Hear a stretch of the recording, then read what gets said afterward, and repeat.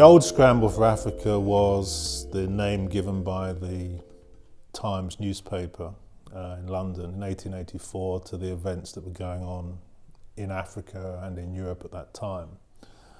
The most important event in Europe was the Berlin Conference that was held in the winter of 1884-1885, when the major powers of Europe, as well as the US and others, gathered to essentially to decide the fate of the African continent.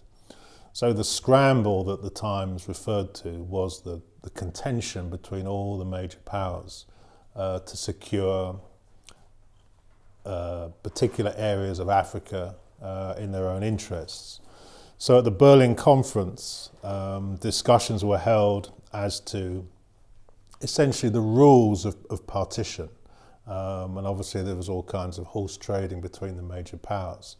But that preceded the actual invasion, conquest and partition of the African continent.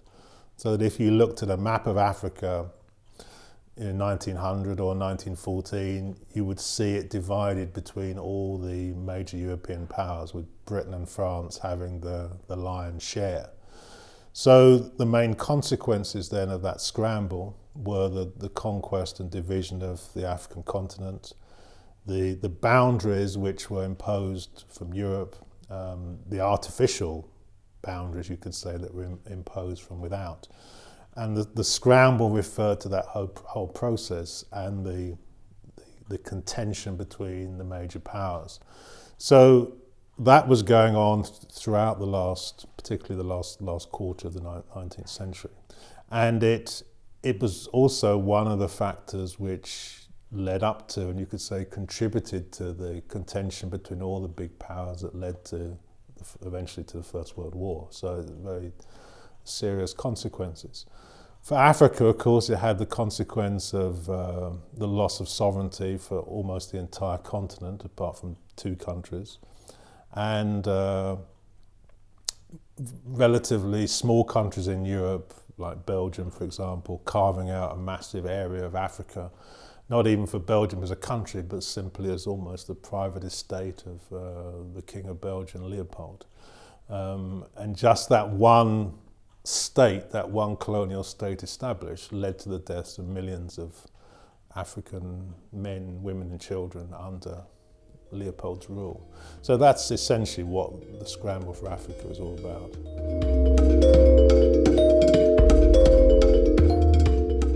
The history of Africa since the old Scramble, the relationship between Africa and, we could say, the big powers in particular, has undergone something of a transformation in the century, we can say, or century and a little bit more, since the end of the 19th century.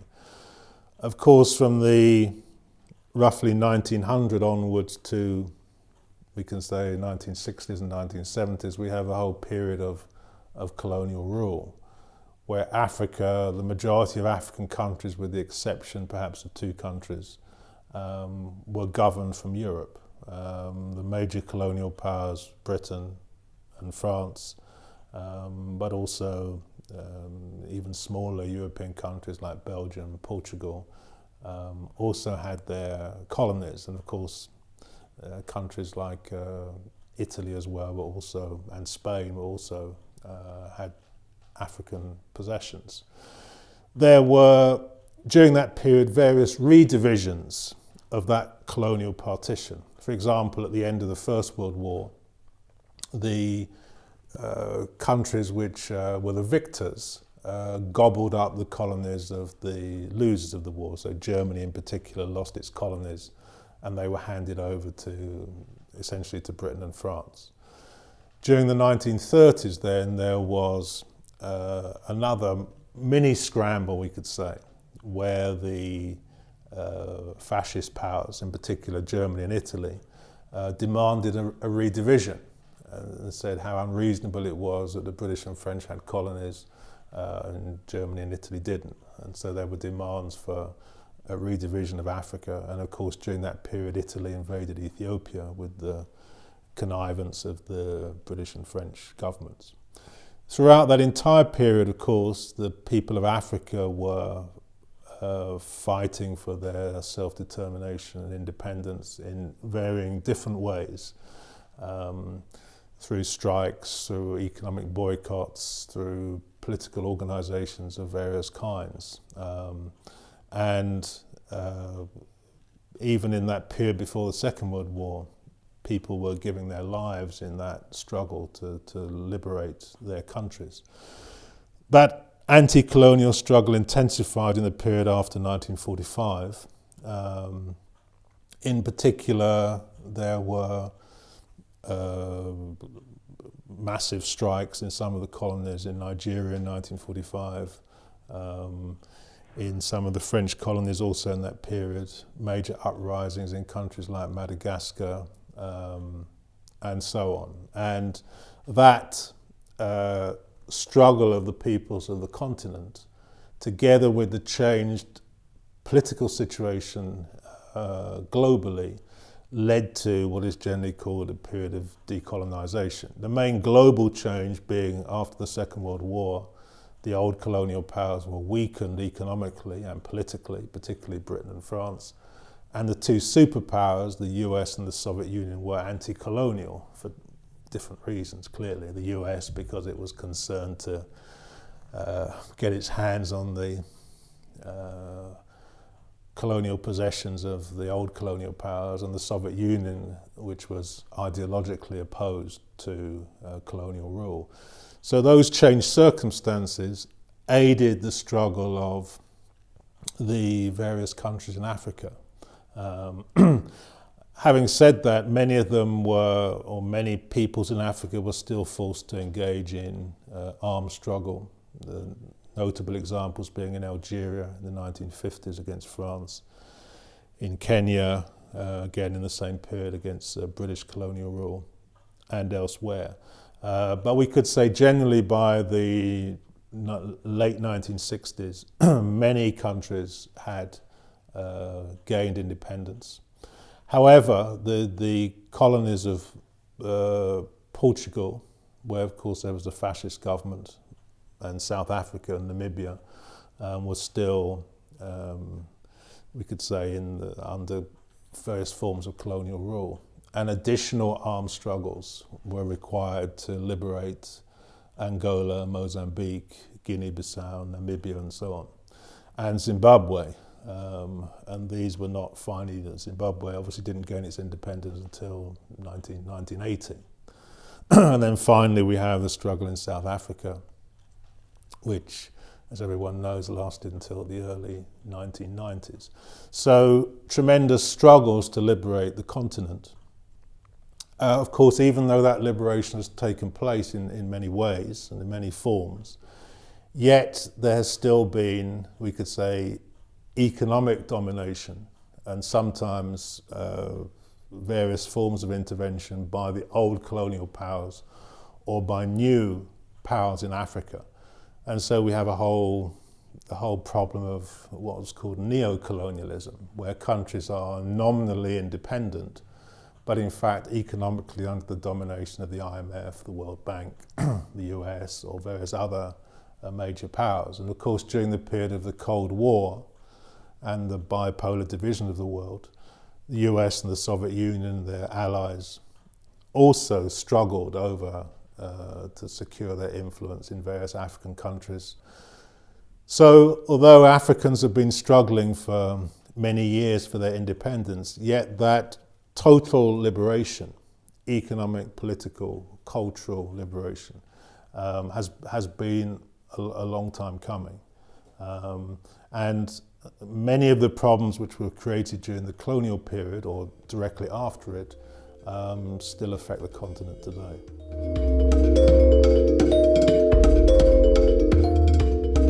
One way of starting to look at that issue is to look at the struggles which were being waged against, we can say, the legacy of various forms of neo-colonialism, the struggles that were being waged against the impact of neoliberal globalization in Africa, because those struggles culminated in the uprisings in Egypt and in Tunisia. Now, very often, certainly the British government likes to refer to these as the Arab Spring, as if they occur somewhere mysterious. But of course, they're African struggles that took place in Africa. And the other feature of them is that they were waged against what we could call neo-colonial rulers. Ben Ali in Tunisia, Mubarak in Egypt, who had been propped up, Mubarak with enormous amounts of US dollars and so on, but essentially supported by the major Western powers, British, French, US and so on, for 30 years. So these were important struggles, and they underline the fact that the peoples of Africa have never given up, have continued their struggle to empower themselves and for economies which satisfy their needs, which are people-centered rather than capital-centered and so on. So it's within that context then that the big powers, Britain and France and so on, whose interests have been, you could say, overthrown and defeated in those what they call revolutions, then present themselves as the greatest friends of those who have overthrown their clients, their men, their proxies, and attempt to intervene and interfere in the internal affairs of Egypt, Tunisia, as well as other countries in the region. Of course, the other thing we have to remember about the whole North African region, including Morocco, Algeria and so on, it is what the British and French governments like to refer to as the southern flank of Europe. In other words, they consider it and wish to consider it part of the EU. They want to incorporate the economies of these countries within the EU and to dominate them. They're also, of course, very interested in the resources of all of those countries, particularly Libya, and particularly Algeria, but they're also interested in Mauritania and other countries as well. So they have a number of objectives in intervening in that region. One is, of course, to secure, you could say, much greater control over the resources of that region, particularly oil, gas, and so on. Secondly, they're concerned about the possible uprisings of people that might create a difficult situation for them. They want to forestall that possibility. And thirdly, there is the kind of geopolitical and strategic interest that they have in that region, because it borders on the Mediterranean and on what they call the Middle East, Western Asia, and so on. So they have those concerns. With Libya, there was an additional concern in that Libya had particular qualities which other countries didn't have, in the sense that it pursued its own independent economic interest, or generally had for most of the last, whatever it is, 40, 50 years, since the late 1960s. It had its own unique political system. It didn't subscribe to the so-called Westminster system or Washington system. It had its own system. It was, of course, a major player in the African Union, the union of all African states, and a major financial as well as political player in that. And it was one of very few African countries that was not allied to NATO or connected with AFRICOM, the African Command, the military command of the United States. So the big powers of Britain, France, and the US had an interest in what they called regime change in Libya, to establish a regime which was more to their liking, and to, as I say, to gain advantage in other ways. And of course, their economic interests in that region, as well as the contention which exists between themselves, they're also contending with the rising powers, the so-called BRICS powers, and particularly China. And of course, in Africa at the moment, China is the dominant economic power. And some would argue that what the so-called Western countries and NATO countries have not been able to achieve or secure economically, they're trying to address by military means. So with Libya, of course, then the justification for it is it's presented as if it's part of the so-called Arab Spring, this purely spontaneous rebellion and all this kind of thing. But of course, all the evidence shows that the special forces and security services of the Western powers were essentially stirred up a rebellion, or created the conditions for it to emerge. Then they obviously interfered militarily by bombing the country and so on, and declared their intention of regime change and so on. And ultimately, because of the military might they have, they were victorious. Anyway, one could say more about that, but in relation to the Sahel region, in relation to Algeria, Mali and so on, one of the other factors that, or one of the other strengths or roles that Libya had was that it was a force for a certain amount of stability in the region. And with that regime change, which was engineered by NATO powers, that stability disintegrated, and all kinds of chaos ensued. Of course, in the course of fomenting and organising the so-called rebellion in Libya, the NATO powers worked with a range of groups, organisations and so on, including those who they refer to as, Islamists and so on and so forth, who have very dubious origins, rather like the groups that they work with against the Syrian government, or they've financed and organised in Afghanistan and elsewhere. So it's clear that in the Libyan situation, these, what should we call them? These terrorist groups were supported, armed, financed, organised by the big powers, unleashed in that region.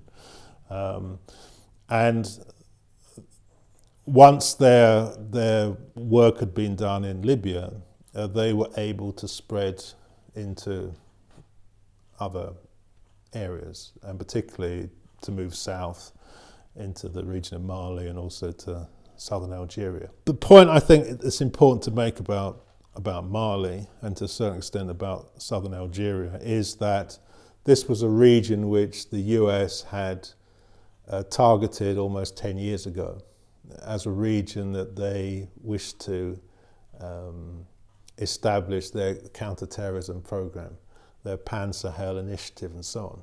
So we have a situation where an area designated by the US government as a possible haven for terrorists in inverted commas, an area where the US Army have been training the armies of Mali, Chad, Mauritania, Niger, I think, for 10 years, where the centre of that operation is Gao, one of the main towns of Mali. Suddenly, after 10 years of counter-terrorism by the US, suddenly it becomes a haven for these terrorists suddenly start appearing. Well, it can't be fortuitous. That in the area where this program is being organised is exactly the same region where suddenly some so-called terrorists appear. So the whole thing is very sinister, you could say.